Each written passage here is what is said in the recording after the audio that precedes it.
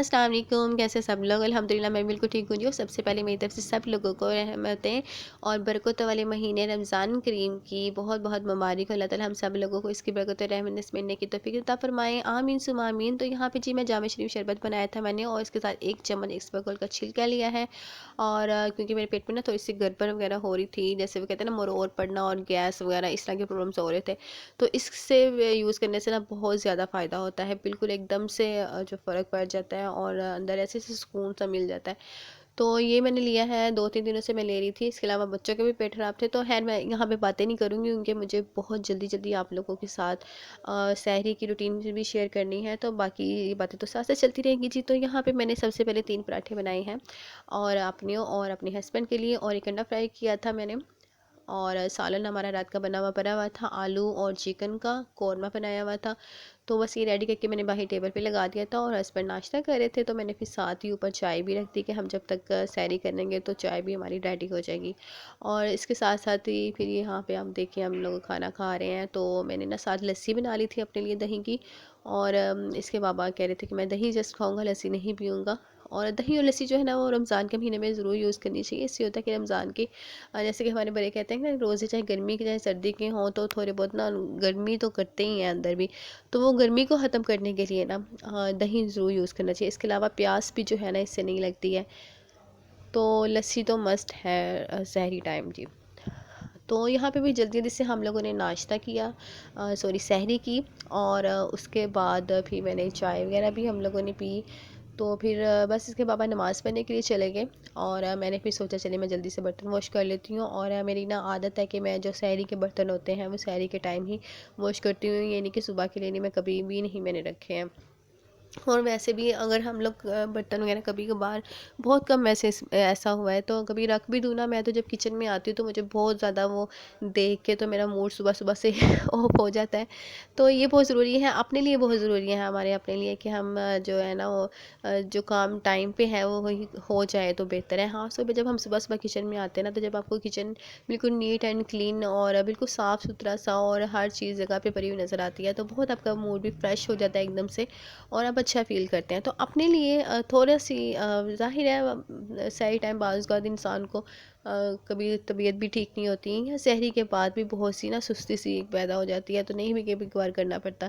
लेकिन अपने लिए, अपनी ज़ात के लिए अगर आप अपने आप को खुश रखना चाहते हैं तो प्लीज़ मेरी भी आपसे ये काइंडली रिक्वेस्ट है कि बर्तन वगैरह जो है ना वो वॉश करके, और सुबह सहरी के टाइम ही हाथों हाथ धो के ना फ़ारग हो जाया करें, और आपका मूड देखिएगा कितना सुबह सुबह आप उठते हैं, जब किचन में आते हैं तो एकदम से रिफ़्रेश हो जाता है।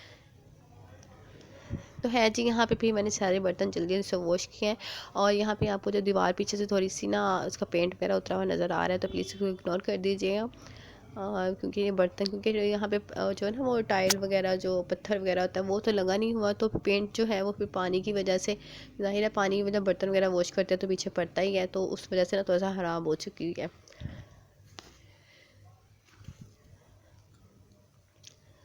अच्छा जी, बर्तन वगैरह वॉश किए हैं मैंने, और इसके साथ मैं आपको बताती चलूँ कि मैंने आज के व्लॉग में ना आपसे इफ्तारी की भी रेसिपी शेयर की है, बहुत ज़्यादा नहीं मैंने की है। तो क्योंकि आपको मैंने जैसे बताया कि हम सब लोगों के जो थे ना वो मोशन वगैरह सबको लगे हुए थे, पहले रोज़े ही हम लोग की तबीयतें ख़राब थी। तो खैर मेरा तो पहले रोज़े रोज़ा रखते ही मेरी तबीयत को बहुत ज़्यादा फ़र्क पड़ गया, और मैंने यही मैं अपने हस्बैंड से भी बात कर रही थी कि शायद रोज़े की बरकत की वजह से ना मेरा पेट बिल्कुल ठीक हो गया है।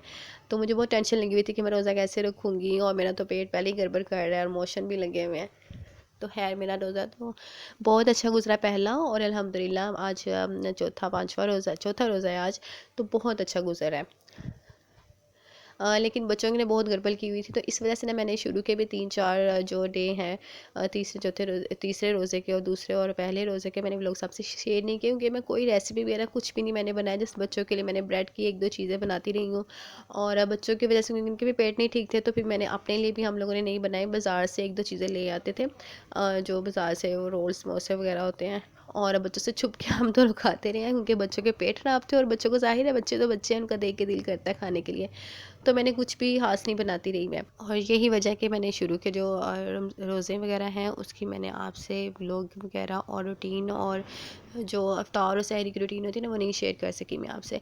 है जी, शुक्र अल्हम्दुलिल्लाह, अब तो बिल्कुल ठीक है। और आज जो है ना वो हम लोगों ने अफ्तारी भी अच्छी तरह से बनाई है। इतनी बहुत ज़्यादा इत्माम तो नहीं मैंने किया, बहुत हल्का फुल्का से चीज़ें बनाई, क्योंकि मैं चाह रही थी कि बच्चे एकदम से ये ना कि खाएँ दोबारा दोबारा से कुछ हो जाए, तो इस वजह से मैंने वो बनाई है हल्की फुल्की सी। तो आई होप कि आपको ज़रूर पसंद आएगी और आपके लिए हेल्पफुल भी रहेगी। अच्छा जी, तो यहाँ पे वापस आते हैं और यहाँ पे मैंने चूल्हा जल्दी से साफ़ किया, क्योंकि काफ़ी दिन हो गए थे मैंने चूल्हे की डीप क्लीनिंग नहीं की थी। तो यहाँ पे बस मैंने वो जो कुच्छी होती है ना, जिससे बर्तन पतीलियाँ वगैरह मांजते हैं, तो उससे मैंने अच्छी तरह पहले इसको साफ़ किया। उसके बाद फिर मैंने जो सरफ वाला कपड़े के साथ उसको नीट किया। और ये चूल्हा जो है ना मेरा काफ़ी पुराना नहीं है, 2-3 साल पुराना ही है। लेकिन इसको ब्लैक ब्लैक जो आप ये देख रहे होंगे कि इतना कलर उसका चेंज हुआ, तो इस वजह से हुआ क्योंकि हम लोग जो है ना वो गैस सिलेंडर वाली यूज़ करते हैं। यहाँ पे गैस नहीं लगी जिस फ्लैट में हम लोग रहते हैं, तकरीबन 2 साल हो गया हमें यहाँ पे रहते हुए। तो उस वजह से बहुत ज़्यादा बर्तन भी ब्लैक हो जाते हैं और चूल्हा वगैरह भी। तो यहाँ पे भी लगे हाथ मैंने सारी शेल्फ वगैरह भी नीट कर दी। और उसके बाद भी मैंने यहाँ पे फजर की नमाज़ पढ़ी है जी, और अपने लिए और आप लोगों के लिए भी दुआएं मैंने की। अल्लाह ताला हम लोगों की सबकी दुआओं को और सबकी मुश्किलों को आसान करें। और यहाँ पे फिर बस यही कि मैं इब्राहिम के लिए यहाँ पे मैं बना रही हूँ दलिया। और दलिया मैं बना रही थी बालिफ पोरिज के नाम से, जो का दलिया आता है ना, तो इसको मैं हाथ से ना थोड़ा सा मसल रही थी ताकि बिल्कुल बारीक बारीक सा हो जाए। एंड पाउडर की फॉर्म में तो नहीं आया, लेकिन थोड़ा थोड़ा सा ना ये छोटे छोटे से इसके ज़रात हो गए थे। तो इस तरह ये होता है कि ये बहुत जल्दी गल भी जाते हैं और दूध के अंदर भी बहुत अच्छी तरह इसकी बाइंडिंग हो जाती है। तो मैंने थोड़ा सा पानी लिया, तकरीबन 1 से 1.5 कप। और इसको मैंने यहाँ पे मैंने दलिया भी तकरीबन 4 से 5 चम्मच लिया था, और उसको डाल के तो उसको तकरीबन 5 से 6 मिनट के लिए मैंने अच्छी तरह पकाया है। तो यहाँ पे देखें, यहाँ थिक सी फॉर्म में आ गया था। और उसके बाद मैंने इसके अंदर दूध ऐड कर दिया, तकरीबन 1 गिलास दूध ऐड कर दिया था मैंने। और इसको मैं ना थोड़ी सी हल्की आंच पे बनाऊंगी, पहले एक बॉयल इसका आने दूंगी और उसके बाद फिर मैं इसको हल्की सी आंच पे बनाऊंगी। सादी चीनी भी मैंने ऐड कर दी है यहाँ पे। और बस इसको पकने के लिए मैं रख दूंगी। तकरीबन 15 से 20 मिनट मैंने इसको ना थोड़ी सी लो टू मीडियम फ्लेम पे ना मैंने इसको बनाना है। इस तरह ये होता है कि थोड़ी बहुत इसकी जो कसर भी रह जाती है ना, कि अगर ये नहीं भी गला हुआ तो वो भी अच्छी तरह गल जाता है। और यहाँ पे देखें, बहुत ही मज़े का हमारा यम्मी सा जो दलिया है वो रेडी हो गया है। तो बस ये बच्चों को मैंने दिया और उसके बाद मैं अफ्तारी की तैयारी यहाँ पे कर रही हूँ। तो यहाँ मैं पकौड़ियों को ना गर्म पानी के अंदर भिगो रही थी। थोड़ा सा गर्म पानी मैंने करके ना तो वो उसके अंदर भिगोया था। और साथ ही मैंने भले जो कि मैंने खुद बनाए हुए हैं दाल के, इसकी रेसिपी भी मैंने पिछले व्लॉग में आपसे शेयर की है। तो जिनको चाहिए वो मेरा लास्ट व्लॉग जो है ना वो ज़रूर देखिएगा। और बस यहाँ पे तकरीबन मैंने आधा घंटे के लिए इसको भिगो के, गर्म पानी में ये होता है कि आपकी जो भले और पकौड़े होते हैं ना बहुत अच्छी सी फूल जाती हैं और एक तरह से उनका ना डबल साइज़ हो जाता है। तो ठंडे पानी की बजाय ना गर्म पानी में भिगो रख के ना हम लोग ज़्यादा यूज़ करते हैं, और मुझे इस तरह अच्छी भी लगती है, बहुत सॉफ्ट सी हो जाती है।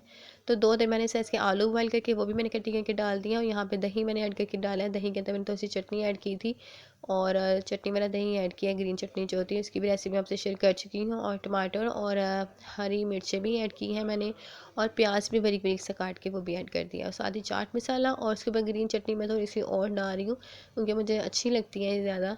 और इसके अलावा मेरे पास ना इमली की चटनी या कोई रुमानी की चटनी वगैरह नहीं थी, तो मैंने इस केचप डाल दिया, और केचप से इतना मज़े का इसका टेस्ट आया ना, बस एक्सपीरियंस था मेरा। तो आप भी ज़रूर ट्राई करके बताइएगा आपको कैसा इसका टेस्ट लगा। तो यहाँ पे जी मैं आलू के पकौड़े बना रही हूँ, और मैंने आलू को गोल गोल साइज़ में कटिंग करके और थोड़ा सा नमक और थोड़ा सा चाट मसाला छिड़क के इसको एक साइड पे रख दिया हुआ है। तो इसके साथ ही इसकी जो कोटिंग है ना उसके लिए मैं बना रही थी, 3 से 4 चम्मच मैंने यहाँ पे बेसन डाला है, और हाफ़ टी स्पून ही मैंने इसके अंदर अजवाइन, ज़ीरा और कुटा हुआ सूखा धनिया जो है वो ऐड कर दिया। और हाफ़ टी स्पून थोड़ा सा कम नमक, और हाफ़ टी स्पून ही मैंने इसके अंदर रेड पेपर जो रेड चिली फ्लेक्स होते हैं वो ऐड कर दिए थे।